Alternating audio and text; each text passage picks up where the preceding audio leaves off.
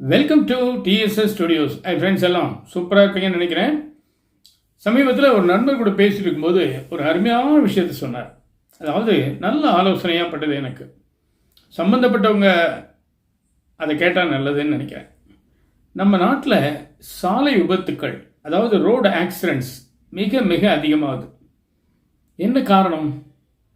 எல்லா இடத்துலையும் நம்ம போக்குவரத்து விதிகளை கடைப்பிடிக்கிறதுக்கு காவலர்கள் இருக்காங்க. பெரும்பாலோர் கடைப்பிடிக்கிறாங்க, கொஞ்சம் பேர் கடைப்பிடிக்கிறது இல்லை. அது இல்லாமல் நம்ம முறையான சிக்னல்களை வச்சு அதை ஒரு ஒழுங்குமுறையில் கொண்டு போயிட்டுருக்கோம். இருந்தும் ஏன் ஆகுதுங்க? என்ன காரணம் அப்படின்னா, முகப்பு விளக்கு. முகப்பு விளக்கு இல்லைன்னா இரவில் வண்டி ஓட்ட முடியாது. மாலை ஒரு 6 மணி 6:30 மணிக்கு மேலே காலையில் ஒரு 7 மணி வரைக்கும் முகப்பு விளக்கு இல்லாமல் வண்டி ஓட்ட முடியாது, இல்லைங்களா? அப்போ அந்த முகப்பு விளக்கில் தான் பிரச்சனை இருக்குது. என்னன்னு கேட்டால், எந்த வண்டிக்கு எந்த அளவுக்கான விளக்கை நம்ம பயன்படுத்தணும் அப்படிங்கிற வரைமுறை நம்மகிட்ட இல்லை. ஒருவேளை அப்படி இருந்தாலும் அதை யாரும் கடைப்பிடிக்கிறது. எனக்கு தெரிஞ்சு ஒருத்தர் 2 சக்கர வண்டி மோட்டார் சைக்கிளுக்கு ஹாலஜன் பல்ப் போடுறார். பல்பு 2000-3000 ரூபாய்க்கு அந்த பல்பு இருக்குன்னா 2 சக்கர வாகனத்துக்கு மட்டும். அப்போ அது எவ்வளோ வெளிச்சமாக இருக்கணுங்க. அவர் ஊட்டியில் இருக்காருங்க, பெரும்பாலும் நைட்டில் ட்ராவல் பண்ணுவார். அப்போது அந்த மலைப்பாதை நிறைய மரங்கள் காடுகள் சூழ்ந்திருக்கிறதுனால இருட்டாக தான் இருக்கும். சாதாரண விளக்குக்கெல்லாம் வெளிச்சம் பத்தாது. இந்த விளக்கு போட்டால் அந்த ஹேர்பின் பெண்டுன்னு சொல்கிற இடத்துல எத்தாப்பில் வரவங்களுக்கும் தெரியும், ஏதோ ஒரு பெரிய வண்டி வருது போல இருக்குன்னு கொஞ்சம் நிதானமாக வருவாங்க. இவருக்கும் அந்த பாதை நல்லா தெரியும், இடது பக்கம் வலது பக்கம் ஒதுங்கிறதுக்கு உண்டான ஒரு வசதி இருக்கும் அப்படின்னு சொன்னார்.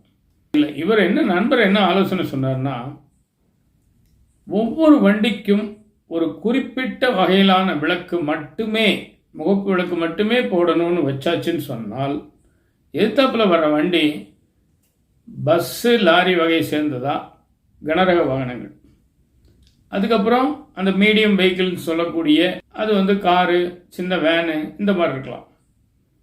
அதுக்கும் கீழே வரும்போது 2 சக்கர வாகனங்கள், 3 சக்கர வாகனங்கள், ஆட்டோ மாதிரி ஐட்டம். அப்போது ஒரு 3-4 அதை நம்ம பிரிச்சிட்டோம்னு சொன்னால், பஸ்ஸுன்னு எடுத்தால் இந்த பல்பு தான் போடணும், இத்தனை பவர் தான் போடணும் அப்படின்னு சட்டம் இருந்து அதை மக்கள் கடைப்பிடிப்பார்களே ஆனால் எதுக்கு வர்றது என்னன்னு நம்ம தெரிஞ்சுக்கலாம். அதுக்கேற்ற மாதிரி நம்ம கொஞ்சம் விலைக்கு போய்க்கலாம், இடம் விட்டுக்கலாம். நிறைய காரு பஸ்ஸெல்லாம் பார்த்தீங்கன்னா ஒரு லைட்டை போட்டு வருவாங்க, ஒரு லைட்டு எரியாது.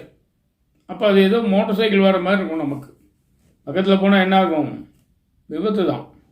அதே மாதிரி அடுத்தது ஹாரன் எதுக்குங்க? முன்னாடி போகிறவங்கள ஒதுங்க சொல்கிறதுக்காக ஹாரன் கொடுக்குறது. அது ஆட்களாக இருக்கலாம், வேறு வாகனங்களாக இருக்கலாம். ஆனால் அது எப்படி இருக்குது தெரியுங்களா? அது இங்கே மெட்ராஸில் ஹார்ன் அடித்தா திருநெல்வேலியில் கேட்குற அளவுக்கு சத்தம் வச்சுருக்காங்க. சவுண்ட், மியூசிக்கல் ஹாரன், அந்த ஹாரன், இந்த ஹாரன், ஏகப்பட்ட ஹாரன். அதை வைக்கும்போது என்ன ஆகுதுன்னா, அந்த ஒலி எல்லாருக்கும் பிடிக்கும்னு சொல்ல முடியாது. அதை தாங்குகிற சக்தி உள்ளவங்க சாதாரணமாக கடந்து போயிடுவாங்க. வயோதிகர்களோ அல்லது கொஞ்சம் உடல்நலம் சரியில்லாதவர்கள், இதய பலவீனமானவர்கள், இவங்கெல்லாம் என்ன பண்ணுவாங்க? அது கேட்டவொன்னே அப்படிம்பாங்க. அது ஒரு ஷாக் மாதிரி. அப்போ அவங்க வண்டி ஓட்டுற பட்சத்தில் ஒரு செகண்ட் அவங்க தன்னை மறந்து அந்த வண்டியை தவறான முறையில் ஓட்டுறதுக்கு வாய்ப்பு இருக்குது. ஒரு அதிர்ச்சி வைத்தியம் மாதிரி அந்த ஹாரன். அதே மாதிரி தான் சொன்னார். ஹாரனுக்கும் ஒவ்வொரு வண்டிக்கும் இத்தனை டெசிபல் சத்தம் வர்ற மாதிரி ஹாரன் வைக்கணும். முன்னாடி போகிறவங்களை தான் சார் ஒதுங்க வைக்க போகிறோம். நம்ம ஒரு 15 கிலோமீட்டருக்கு அந்த பக்கம் இருக்கவங்கள ஏன் நம்ம ஒதுங்க சொல்லணும்? கிட்ட போய் தானே சொல்ல போகிறோம். அதுக்கே இவ்வளோ சத்தம். எனக்கு என்னமோ இந்த 2-3 விஷயங்கள் அவர் சொன்னது, அந்த ஒளி ஒன்று, ஒலி ஒன்று, 2 மெயின். அவ்வளோ பிரைட்டாக இருக்கணும்னு அவசியம் இல்லை. நிறைய பேர் சொல்ல கேட்டிருக்கேன், என்னுடைய கார் ஹெட் பீம் போட்டால் என்ன ஆகும் தெரியுமா? ஹெட்லைட் பீம் எப்படி இருக்குன்னு தெரியுமா?